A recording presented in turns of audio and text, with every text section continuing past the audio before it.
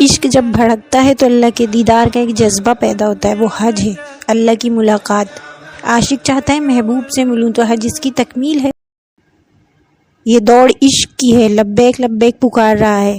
तो अब आहिस्ता नहीं बोलना, अब चीखना है, पुकारना है, लब्बैक अल्लाह लब्बैक अल्लाहुम्मा लब्बैक लब्बैक ला शरीक लक लब्बैक इन्नल हम्दा वन निअमता लक वल मुल्क ला शरीक लक।